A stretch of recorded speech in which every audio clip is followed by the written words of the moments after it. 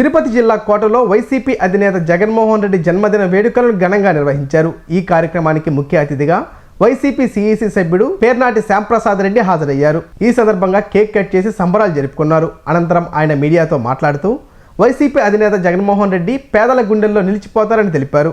2029 ఎన్నికల్లో వైసీపీ అధికారంలోకి రావడం ఖాయమని ఆయన తెలిపారు.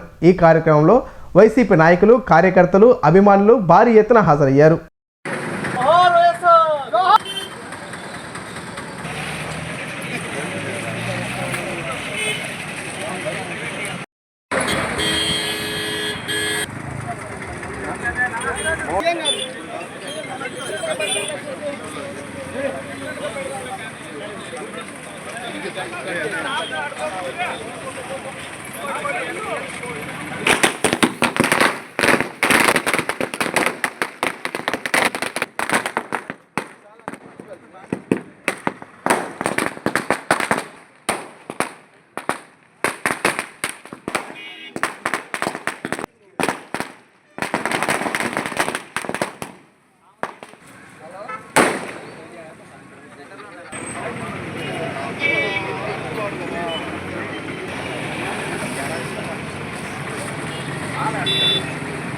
గౌరవ మాజీ ముఖ్యమంత్రి వర్యులు శ్రీ వైఎస్ జగన్మోహన్ రెడ్డి గారి జన్మదినాన్ని పురస్కరించుకొని రాష్ట్ర వ్యాప్తంగా గ్రామంలోనూ వాడవాడల ఈరోజు ఆయన పుట్టినరోజుని జరుపుకుంటున్నారు.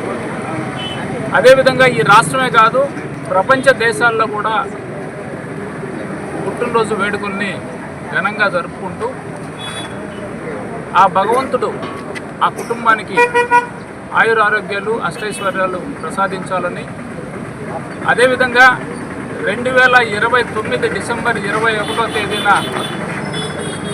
జగన్మోహన్ రెడ్డి గారు ముఖ్యమంత్రిగా ఆయన జన్మదినాన్ని మరింత పెద్ద ఎత్తున జరుపుకునేదానికి మన అందరం కూడా సన్నద్ధం అవ్వాలని చెప్పి ఈ సభాముఖంగా మీకు అందరికీ తెలియజేసుకుంటూ, పేద బడుగు బలహీన వర్గాలకి బహుశా ఈ భారతదేశ చరిత్రలో ఏ ముఖ్యమంత్రి చేయని విధంగా ఈరోజు ఆంధ్ర రాష్ట్రానికి జగన్మోహన్ రెడ్డి గారు సేవలు అందించిన విషయం మనందరికీ తెలిసిందే.